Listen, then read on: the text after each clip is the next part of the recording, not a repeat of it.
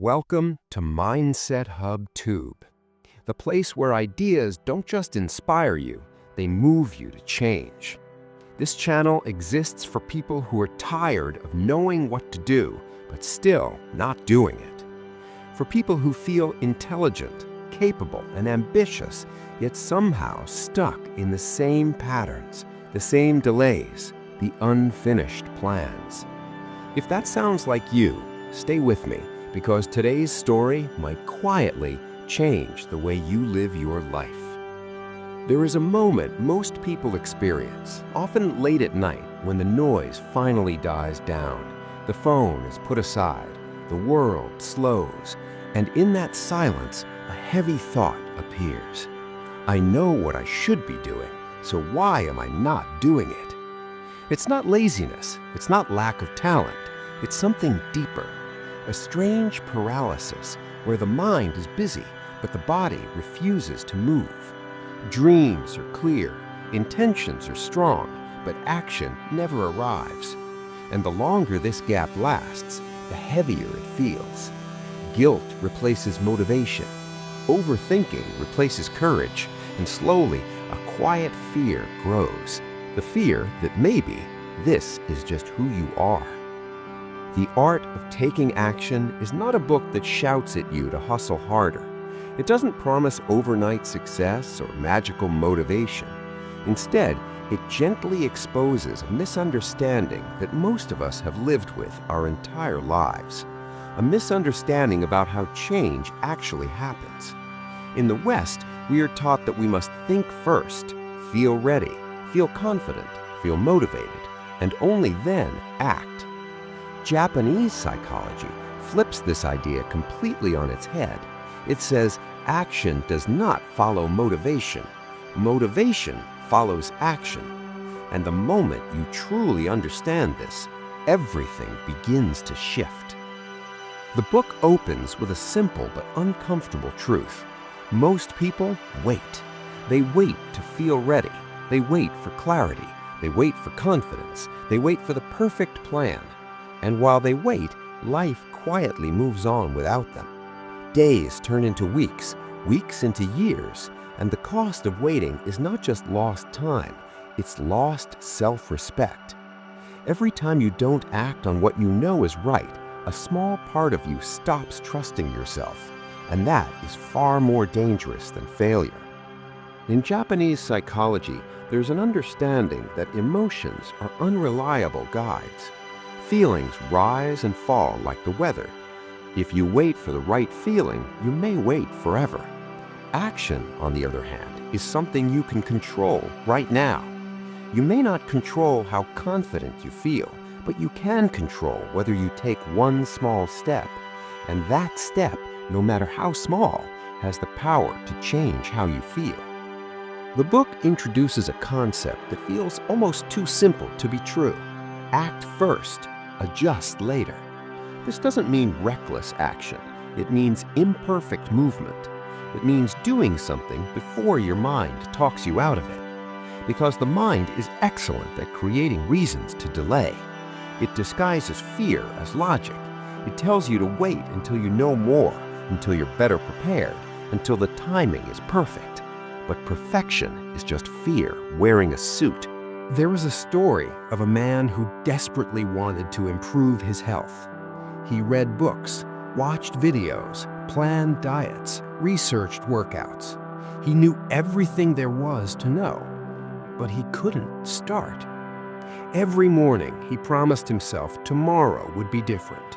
Every night, he felt disappointed. The Japanese approach would not ask him to change his mindset or visualize success. It would simply ask for him to put on his shoes and walk for 5 minutes. Not because 5 minutes is enough to transform his body, but because 5 minutes is enough to break the spell of inaction. Action changes the relationship you have with yourself. When you act, even imperfectly, you send a message to your brain. I am someone who moves. That identity shift is powerful. You stop seeing yourself as stuck. You start seeing yourself as someone in motion. and motion, once started, is easier to continue. Another powerful idea in the book is acceptance, not in the sense of giving up, but in the sense of stopping the inner war. There is a Japanese phrase that roughly translates to "it cannot be helped." At first glance, it sounds passive, but in practice, it is deeply liberating. It means accepting reality as it is, not as you wish it to be, and then acting from there. Many people waste enormous energy fighting reality. They resist their current situation, their emotions, their past mistakes. That resistance drains the energy needed to move forward. When you accept where you are without judgment, action becomes lighter. You stop needing to feel different before acting. You act because acting is simply what you do next. The book emphasizes that discipline does not come from forcing yourself. It comes from removing internal resistance. When you stop arguing with yourself, movement becomes natural. There is also a deep emphasis on routine over motivation. In Japanese culture, routine is respected, not because it is exciting, but because it is reliable.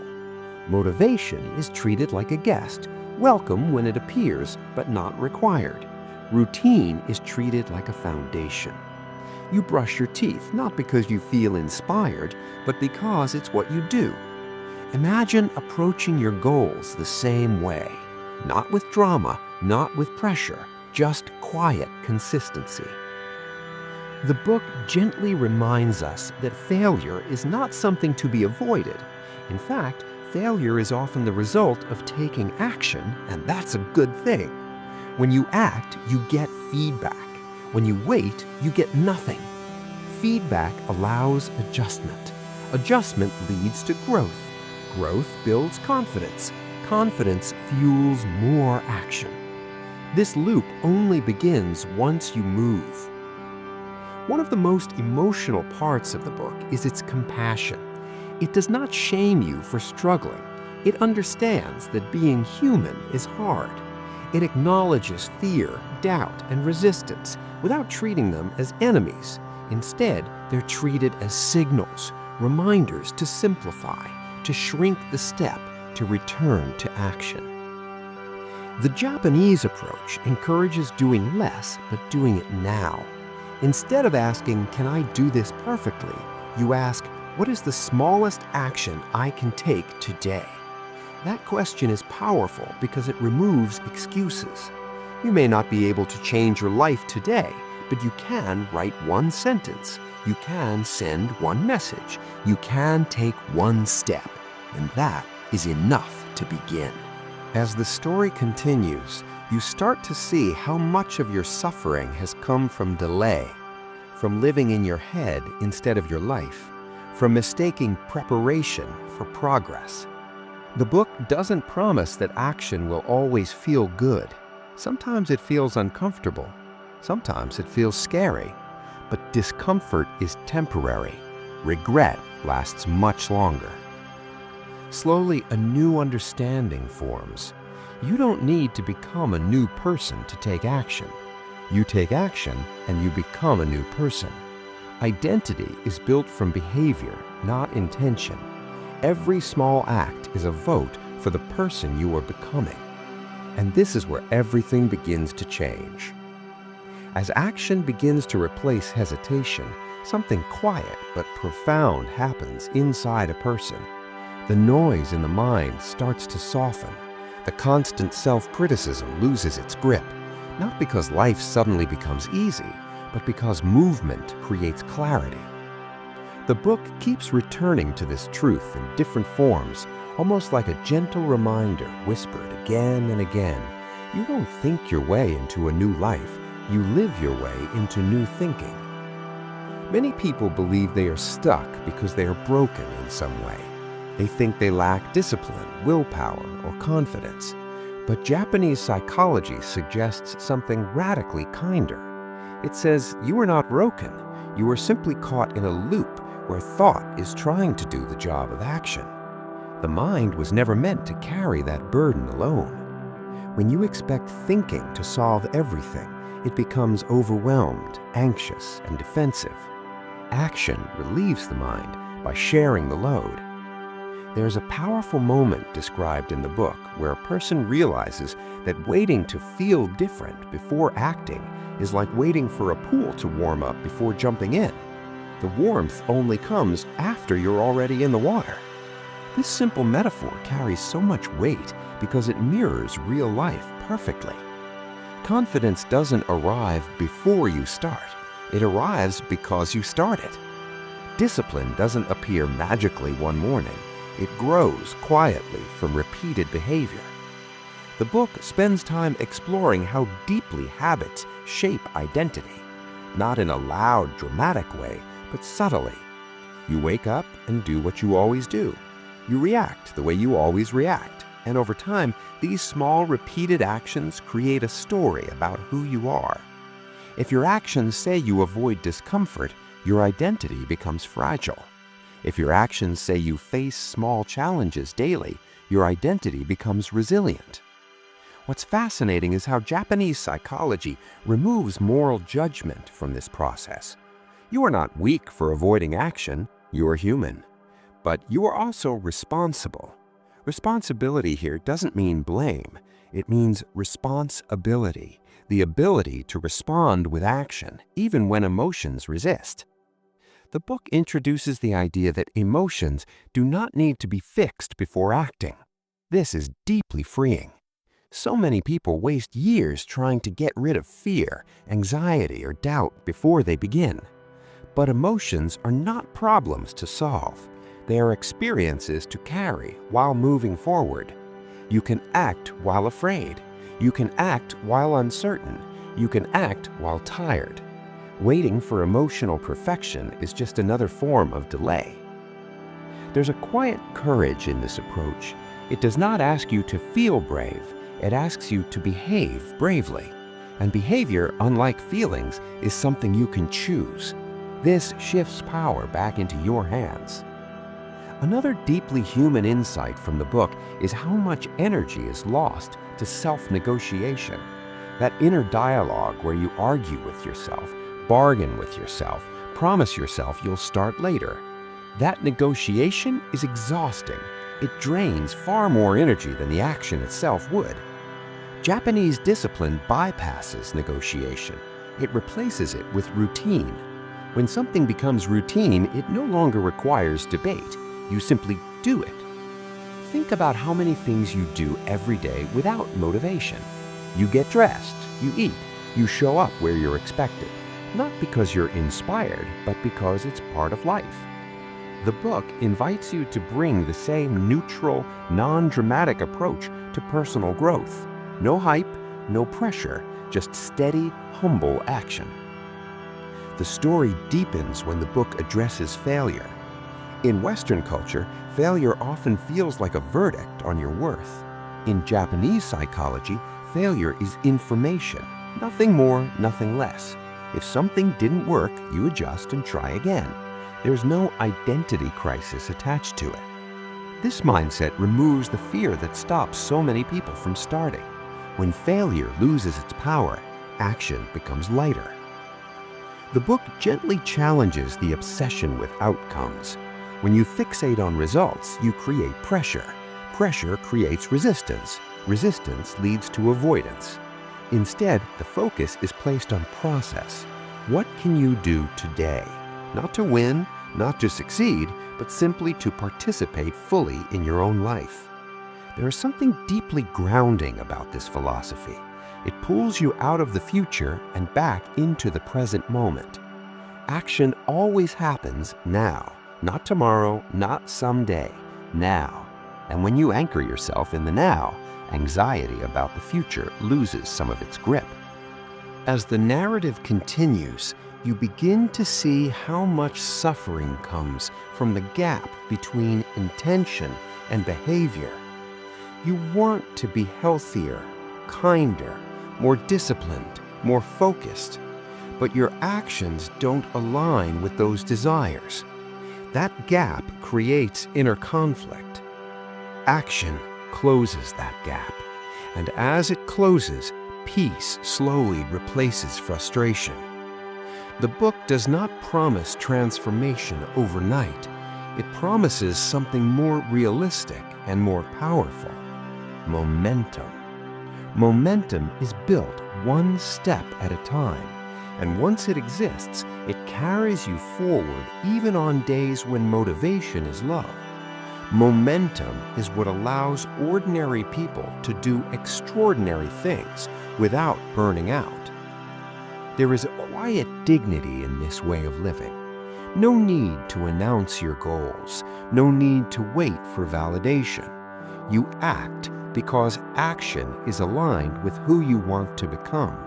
And over time, that alignment builds trust within yourself. Self-trust is perhaps the most underrated form of confidence. When you trust yourself to act, life feels less overwhelming. The book also touches on compassion, not just for others, but for yourself. Beating yourself up for past inaction only creates more resistance. Compassion softens that resistance. It allows you to begin again without shame. And beginning again is a skill, one that matters more than never failing. As you listen to this message, you may feel a quiet realization forming. Maybe you've been waiting too long. Maybe you've been thinking too much. Maybe the life you want is not blocked by lack of knowledge, but by lack of movement. And maybe, just maybe, the solution is not another plan, but a single action taken today. This understanding doesn't shout, it doesn't rush you. It simply waits patiently for you to stand up and move. And when you do, everything starts to change.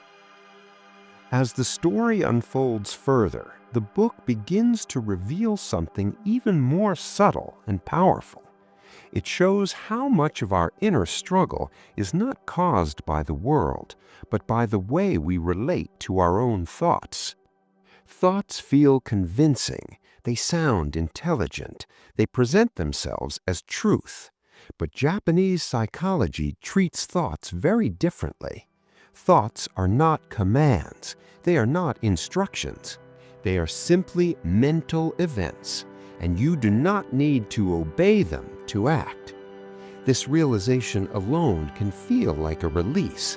How many times have you wanted to do something meaningful, only to hear a voice in your head listing all the reasons you shouldn't? You're not ready, you'll fail, people will judge you, it's too late, you've already tried before. Most people treat these thoughts as stop signs. The book invites you to see them as background noise. You don't need silence to move forward, you just need direction. Action becomes an anchor. When the mind spirals, action brings you back to the body, back to the present. Washing a dish, opening a notebook, taking a step outside. These simple acts reconnect you with reality. And reality, unlike imagination, is manageable. There is a beautiful emphasis in the book on humility, not the kind that shrinks you, but the kind that frees you. Humility accepts that progress will be slow, that mastery takes time, that mistakes are part of the path. When you let go of the need to be impressive, you gain the freedom to be consistent, and consistency is far more powerful than intensity. The book also speaks to discipline in a way that feels almost gentle. Discipline is not portrayed as force or punishment. It is portrayed as care. You discipline what you care about. You show up not because you're harsh with yourself, but because you respect your future. This reframing changes everything. Discipline stops feeling like deprivation and starts feeling like self-respect. Another deep insight appears when the book discusses avoidance. Avoidance is often misunderstood as laziness, but avoidance is usually protection. You avoid what threatens your identity, your comfort, or your sense of safety. Understanding this removes shame, and when shame is removed, change becomes possible. You don't need to attack avoidance. You need to gently step around it with smaller actions. This is why the book emphasizes starting embarrassingly small, so small that your fear doesn't even notice. 1 page, 1 minute, 1 step. These tiny actions bypass resistance, and once resistance is bypassed, momentum begins to build quietly, almost unnoticed. There's something deeply human about this approach. It respects your limits while still encouraging growth. It does not demand transformation, it invites participation. And participation, over time, transforms everything. The narrative returns again and again to the idea that life is not solved in thought, it is lived in action. No amount of reflection can replace experience. No amount of planning can substitute for movement. You learn by doing. You grow by engaging. You heal by participating in your own life instead of observing it from a distance. As the story deepens, you may start to reflect on moments in your own life, times when you waited too long, times when fear disguised itself as logic, times when one small action changed everything. These memories are not meant to create regret. They are meant to remind you of your capacity to move. The book also addresses exhaustion, not physical exhaustion, but emotional fatigue. The tiredness that comes from carrying too many expectations, from trying to control outcomes, from constantly judging yourself. Action, when done without attachment, can actually restore energy. When you focus on doing rather than proving, life feels lighter. There's this quiet confidence that emerges from this way of living, not the loud confidence that seeks approval, but the calm confidence that comes from knowing you will act when it matters. That confidence is built privately, in moments no one sees, and because it is built honestly, it lasts. As the narrative approaches its deeper layers, the message becomes clearer. You do not need to wait for your life to change to start acting. You act, and life begins to change in response. This is not a motivational slogan. It is a psychological truth supported by lived experience. Every action, no matter how small, is a signal. It tells your mind, your body, and your future that you are engaged. And engagement is the opposite of despair. You begin to understand that the real tragedy is not failure. The real tragedy is a life spent waiting to feel different, waiting to be ready, waiting to be someone else. The book gently but firmly invites you to stop waiting. You are already enough to begin. You always were. And this understanding prepares you for the final, most powerful realization of all. As the story moves into its final arc, everything begins to come together in a way that feels both grounding and quietly transformative. The book no longer feels like something you are reading or listening to. It feels like a mirror. You start to see how action has always been the missing link between who you are and who you want to be. There is a powerful realization that arrives at this stage. Action is not just something you do. Action is something you become. Over time, the actions you repeat shape your identity more strongly than any belief or affirmation ever could. You don't become disciplined and then act. You act, and discipline slowly forms around you like a solid frame.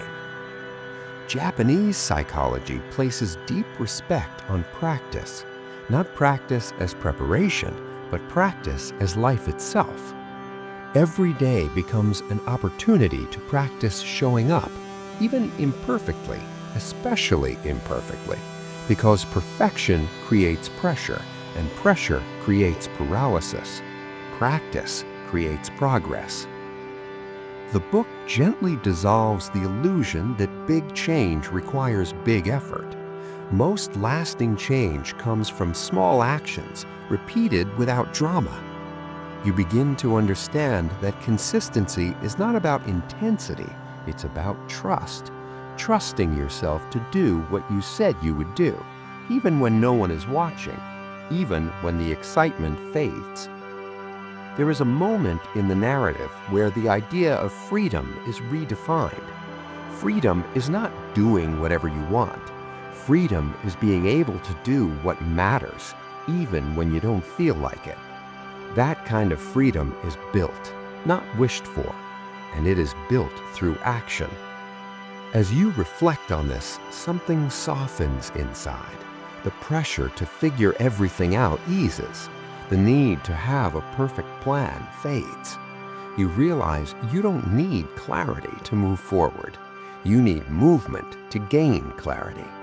Life reveals itself step by step, not all at once. The book also touches something deeply emotional, regret, not to shame you, but to awaken you.